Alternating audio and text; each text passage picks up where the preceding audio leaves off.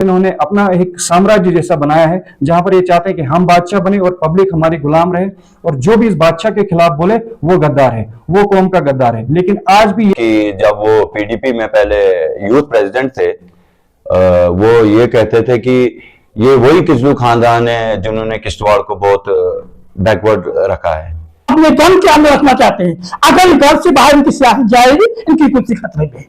अगर उनकी कुर्सी खतरे में है तब कौम खतरे में है। जो अभी प्रेस कॉन्फ्रेंस में थे, उनके घर का जो रास्ता था, सजाद साहब 45 साल इन्होंने हुकूमत यहाँ पे की, वो रास्ता इन्होंने कभी नहीं बनाया।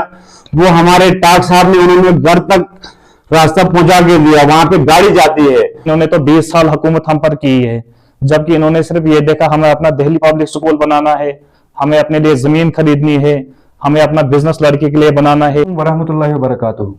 जम्मू कश्मीर में यूनियन टेरिटरी में जो असेंबली के रिजल्ट्स आउट हुए हैं, इसमें नेशनल कॉन्फ्रेंस और कांग्रेस जो अलायंस गवर्नमेंट बना रही है, हमारी तरफ से नेशनल कॉन्फ्रेंस और कांग्रेस को मुबारकबाद पेश करते हैं जो वो गवर्नमेंट बना रहे हैं। साथ ही साथ जो आज ये प्रेस कॉन्फ्रेंस हम देने जा रहे हैं, इसकी गर्ज़ो गाइज यही है कि आज सुबह नेशनल कॉन्फ्रेंस इस इलेक्शन में पार्टिसिपेट करके बहुत बड़ी गलती की है, और यही एक वजह है जो नेशनल कॉन्फ्रेंस इस इलेक्शन में हारी है।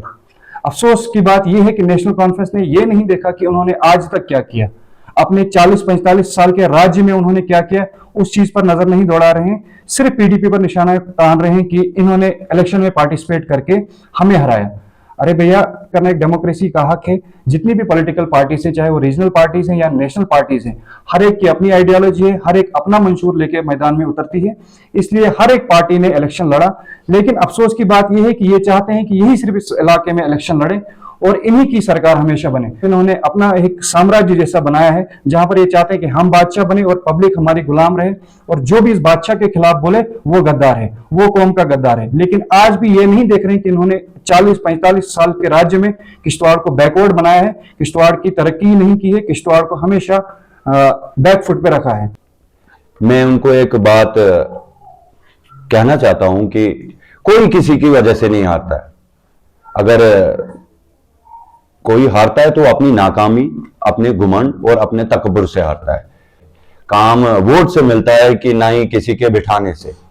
और दूसरी बात, मैं अपने भाई, बड़े भाई हैं मेरे और काफी क्लोज है मेरे, नसीर साहब बागवान, बड़े अफसोस से मुझे कहना पड़ रहा है कि वो आज जो वो तनकीद कर रहे हैं कि वो जो खानदान पे पहुंचते हैं, ये वही नसीर साहब हैं कि जब वो पीडीपी में पहले यूथ प्रेसिडेंट थे, वो ये कहते थे कि ये वही किजलू खानदान है जिन्होंने किश्तवाड़ को बहुत बैकवर्ड रखा है। वो किजलू खानदान की बहुत ओपन खिलाफत करते थे। अब वो जब नेशनल कॉन्फ्रेंस में चले गए, आज वो टाक साहब के खानदान पे बात कर रहे हैं। अगर क्रिटिसिज्म है, मगर एक हेल्दी क्रिटिसिज्म होना चाहिए। पर्सनली कभी किसी पॉलिटिकल पार्टी पे नहीं जाना चाहिए।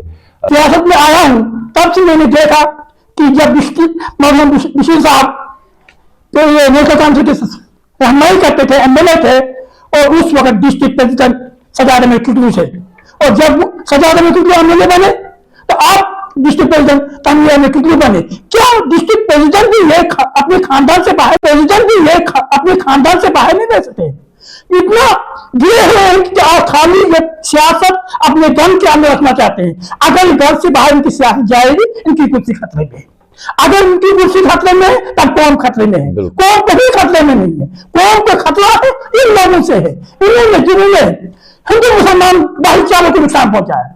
कौन को खतरा है इन लोगों से जिन्होंने मुफ्ती सईद पर बास्तीन के अंदर पसार कराया, जब वो यूनिवर्सिटी के मसले में किश्तवाड़ आना चाहते, किश्तवाड़ को गिफ्ट देना चाहते थे। और उसके साथ साथ जब यहाँ डिस्ट्रिक्ट इलेक्शन चली तो इनका रूल क्या रहा, लोगों को कल बोलना लाई गई, इनका एक उद्योग बना है कि जब भी कोई इलेक्शन चले उस पर गोलियां बरसाओ और हफ्तों को खाली करो।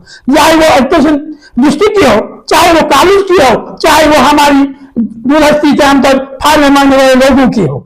ये तीन हमें इस चीज का पहुंचाती है कि वाकई में नेशनल कॉन्फ्रेंस सिर्फ जुल्म करने पर होती है।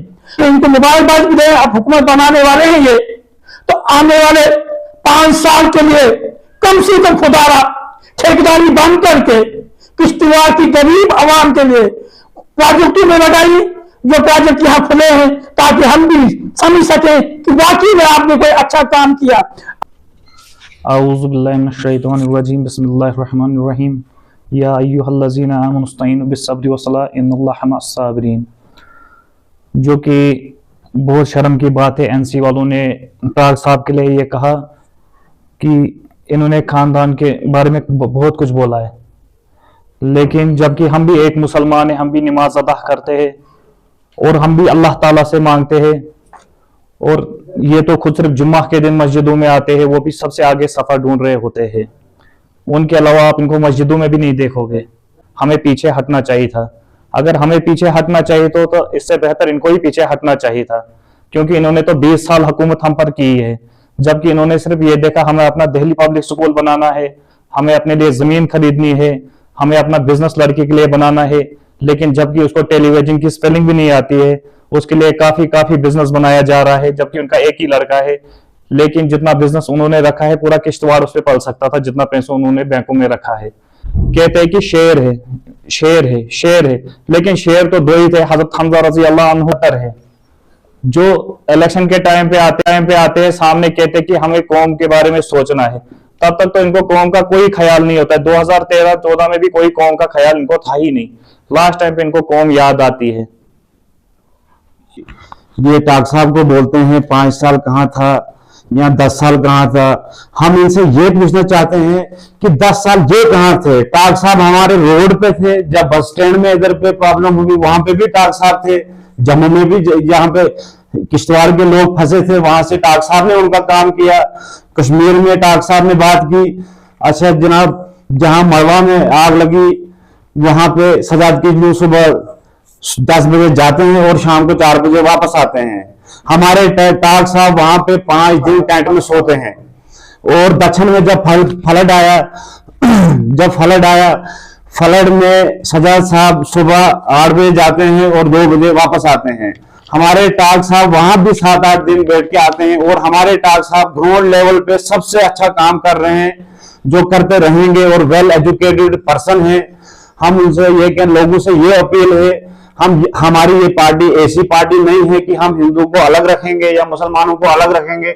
हम सेकुलर हैं, हिंदू हमारे भाई हैं, मुसलमान भी हमारे भाई हैं।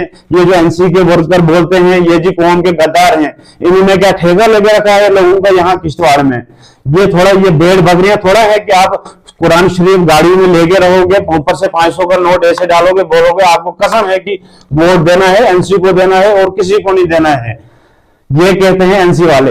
एनसी वाले पहले अपने गिरबान में जाग के देखें। अच्छा, हमारे बड़े भाई इश्ताक साहब मलिक जो अभी प्रेस कॉन्फ्रेंस में थे, उनके घर का जो रास्ता था, सजाद साहब 45 साल इन्होंने हुकूमत यहाँ पे की, वो रास्ता इन्होंने कभी नहीं बनाया। वो हमारे टाक साहब ने उन्होंने घर तक रास्ता पहुंचा के दिया, वहां पे गाड़ी जाती है। ये किचलू खानदान 45 साल से हुकूमत कर रही है, इन्होंने कभी रोड में लुक नहीं डलवाया। सजाद साहब 10 साल एमएलए रहे, उन्होंने कोई काम नहीं किया। अच्छा, जब बोलने लगे हमने जी मुलाजम लगाए, वो किया ये किया, वो मुलाजम कहाँ है? वो जब फ्लड आया वो मुलाजमत के वो आर्डर के फ्लडों के साथ ही चले गए थे।